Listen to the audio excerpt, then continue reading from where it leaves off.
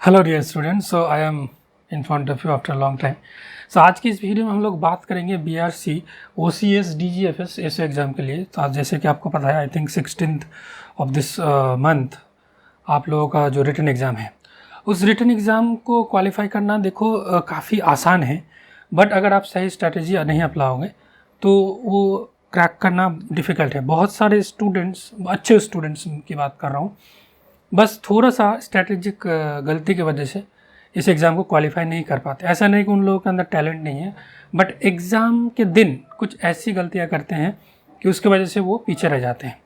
तो हमें एक बहुत ही इंपॉर्टेंट पॉइंट को लेके, वो एक मेन पॉइंट रहेगा और भी कुछ पॉइंट्स रह सकते हैं, पर एक मेन पॉइंट जो है, जो जिसके वजह से बहुत सारे स्टूडेंट्स का सिलेक्शन नहीं होता है, रिटन एग्ज़ाम क्वालिफाई नहीं करते, उस टॉपिक के बारे में हम लोग आज डिस्कस करेंगे। तो सबसे पहले जो आपका रिटन एग्ज़ाम होगा उसमें आपके पास 100 क्वेश्चंस रहेंगे, जैसे आपको पता है, और हर क्वेश्चन का आपको 3 मार्क्स मिलेंगे अगर आप इसको करेक्ट करते हो, और नेगेटिव 1 मार्क मिलेंगे अगर आप इसको इनकरेक्ट करते हो, और अगर नहीं अटेम्प्ट करते हो तो 0 मार्क्स मिलेगा। अब इसका जो कट ऑफ, पहले देखो, पहले जो कट ऑफ जाता था वो लगभग 120 ऐसा कुछ जाता था, 120 130, बट अभी क्योंकि बहुत सारे कोचिंग सेंटर्स हो गए हैं, many students are preparing for this exam and job opportunities in physics is very limited. So इसके कारण ना कंपटीशन बहुत बढ़ गया है। तो अभी जो कट ऑफ्स आते हैं वो 120 130 में नहीं रहता। कभी कभार आपका कट ऑफ अभी पिछले 1-2 साल या 3 साल में जो कट ऑफ है वो अराउंड 150 प्लस हो गया है। तो आपको अगर श्योर शॉट रिटन में क्वालिफाई करना है, गेट के थ्रू एक और एक दूसरा मोड है, बट गेट की बात हम लोग नहीं कर रहे हैं। अगर जिन लोगों को बस इस रिटन के थ्रू ही बीआरसी में इंटरव्यू में अपेयर होना है, उनके लिए बात कर रहा हूँ, तो 150 इज़ लाइक द मिनिमम। ठीक है, तो ये कट ऑफ 160 भी जा सकता है, 165 भी जा सकता है। तो आपको मोटा मोटा इतना तो मिनिमम टारगेट रखना ही होगा। ठीक है, ऐसा मत करो कि एग्जाम हॉल में देखा क्वेश्चन अगर टफ आ रहा है, मतलब बहुत ज़्यादा क्वेश्चन टफ है, तब शायद थोड़ा बहुत कम हो सकता है, बट बीआरसी में क्वेश्चन का लेवल टफ नहीं होता है।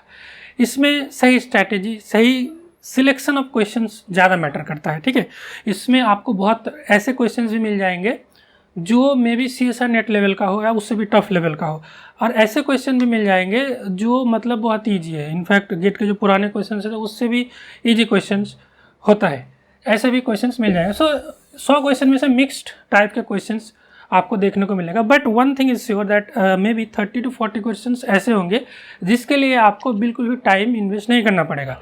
मतलब आपने देखा, कर दिया।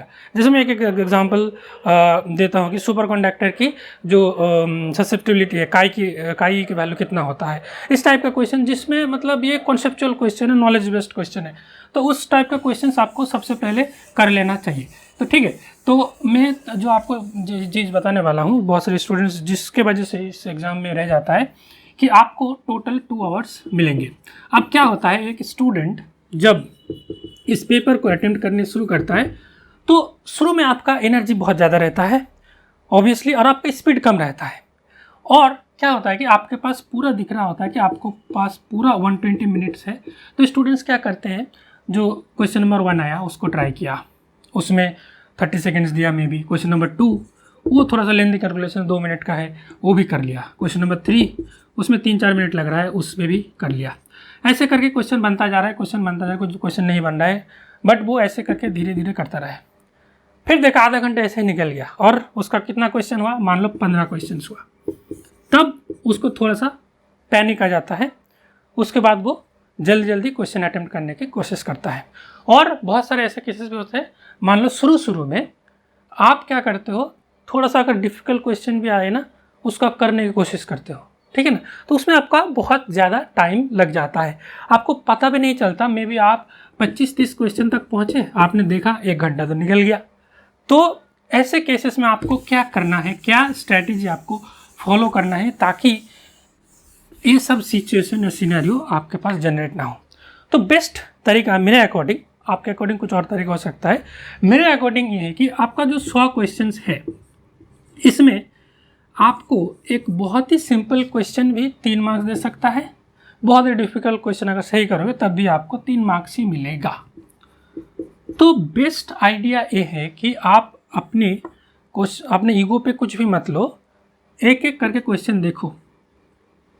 फर्स्ट राउंड में आप क्या करोगे? First round is very crucial. In the first round आप you will check the question, okay? If it is a one liner question, you will find out, you will check the answer, you will take the answer, okay? You will go through the whole question paper, जितना भी आपसे बन रहा है एक chance में। मान लो अगर थोड़ा बहुत कैलकुलेशन है, मान लो कहीं पे आपको गाउस लॉ लगाना पड़ रहा है, तो अगर 30 सेकंड्स के अंदर हो रहा है तो उसको कर लो, और जो ऐसे ही वन लाइनर क्वेश्चन है, नॉलेज बेस्ड क्वेश्चन, उसको भी कर लो। तो एक बार आप पूरा क्वेश्चन पेपर को गो थ्रू कर जाओ पहले के आधे घंटे में, ठीक है? In the first half hour go through the whole question paper, और जितना भी क्वेश्चन बन रहा है, whatever question you are like kind of confirm, वो सबको टिक कर दो। ऐसे देखना 30 to 40 क्वेश्चंस ऐसे होंगे जिसको बस आपको देख के बस टिक करना है, उसमें ज़्यादा कुछ कैलकुलेशन नहीं करना है। और जो जो क्वेश्चन लग रहा है कि इसमें थोड़ा सा टाइम लग सकता है, मे बी इसमें मान लो 2 मिनट लग सकता है, तो इसको मैं सेकेंड राउंड में करूँगा, ठीक है? फर्स्ट राउंड में वो सब क्वेश्चन करोगे जिसके लिए आपको 15 to 30 सेकेंड या उससे भी कम टाइम लगेगा, वो सब क्वेश्चन करोगे, ठीक है? तो फर्स्ट राउंड में आपका 30-40 क्वेश्चंस हो जाएंगे आसानी से, मे बी। सेकेंड राउंड में आप क्या करोगे? जो जो क्वेश्चन आपने मार्क करके रखा है, जो आपको लगता है कि मे बी 1-2 मिनट में इन्वेस्ट करूंगा, वो सब क्वेश्चन हो जाएंगे। तो सेकेंड राउंड में भी देखना बहुत सारे क्वेश्चंस होने लगेंगे। जब आपका एक सर्टेन लेवल ऑफ क्वेश्चंस हो गया, मान लो 30-40 तो यहाँ पे थोड़ा मुश्किल होगा, बट मैनेज कर सकते हो। आपने देखा आपका लगभग 50 क्वेश्चन बन गया है। आप कितना भी अच्छे स्टूडेंट हो, कितना भी एक्यूरेसी हो, अगर आप 50 क्वेश्चन करोगे, कुछ क्वेश्चंस श्योरली 100% मिस्टेक करोगे, ठीक है? मतलब 3-4 क्वेश्चंस 100% आपका गलत होगा ही, आपका एक्यूरेसी कितना भी अच्छा हो। अगर एक्यूरेसी खराब है तब तो कोई बात ही नहीं है। तो 3-4 क्वेश्चन खराब होने का मतलब कितना हुआ? 3 × 3 9 10। तो आप जब अगर 50 क्वेश्चन किए, जो आपने 150 मार्क्स का अटैम्प्ट किया, नेगेटिव होके वो 140 या समथिंग आ जाएगा, तो आपको थोड़ा और अटैम्प्ट करना पड़ेगा, ठीक है?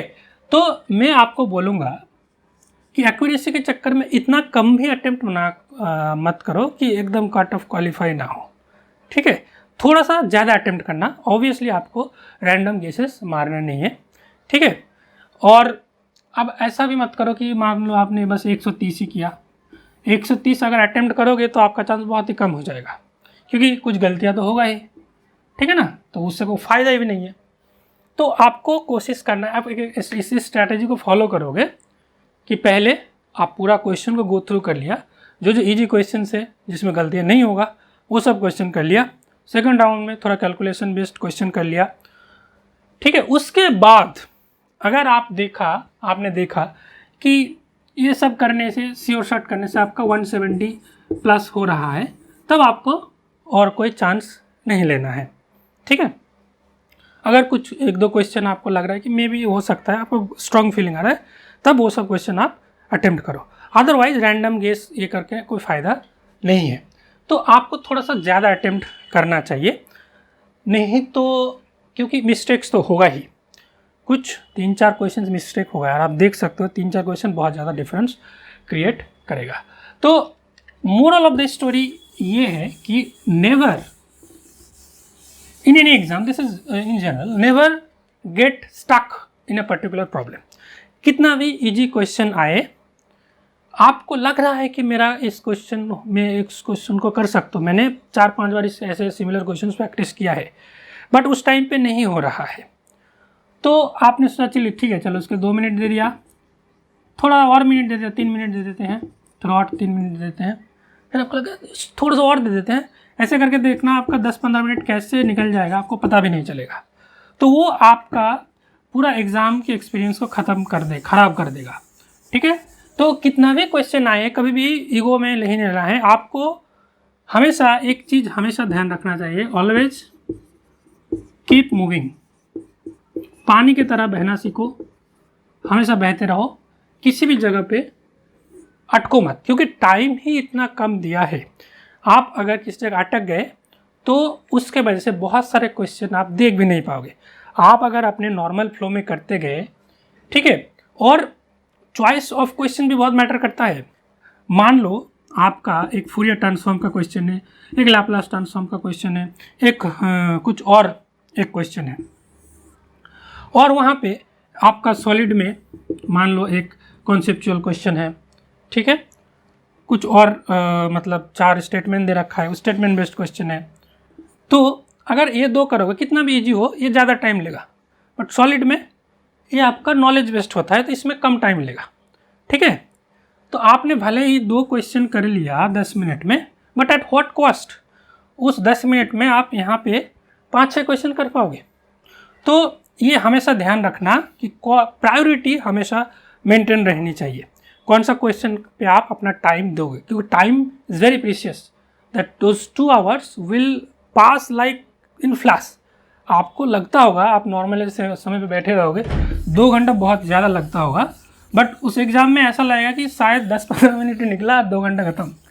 तो ऑलवेज कीप मूविंग, और अननेसेसरी गेस मत करना है, अटेम्प्ट थोड़ा ज़्यादा करना है, बट इसका मतलब ये नहीं कि तुक्के मार दो, इसका कोई लॉजिक नहीं बनता। आपको तुक्का नहीं मारना है, एक्यूरेटली चीज़ों को करना है, और ये एग्ज़ाम क्रैक करना बहुत ही इजी है। इसका जो क्वेश्चन लेवल होता है बहुत ही इजी रहता है। और एक चीज़ मैं आप लोगों को बताना चाहता हूँ कि इसमें जो गेट के क्वेश्चंस हैं, गेट के क्वेश्चंस रिपीट भी होते हैं, ठीक है। इनफैक्ट जो हमारा टेस्ट सीरीज था टेक्निकल ऑफिसर का, उसमें से बहुत सारे क्वेश्चन एज इट इज़ आ गया था, ठीक है। तो अभी जो लोग बीआरसी के टेस्ट सीरीज ज्वाइन किए हो, तो मैं आपको बोलूँगा, मैंने 550 क्वेश्चंस आप लोगों को प्रोवाइड किए हैं। तो आप आइदर टेस्ट के थ्रू कर रहे हो, दैट इज़ ओके, गुड। अगर टेस्ट ना भी दिए हो, सारे सॉल्यूशंस एक बार देख के ज़रूर जाना, ठीक है। सभी सॉल्यूशन कंप्लीट वे में डिटेल में करा रखा है। तो अगर आप सारे सॉल्यूशंस देख के जाओगे तो ये एग्ज़ाम निकलना कोई बड़ी बात है नहीं।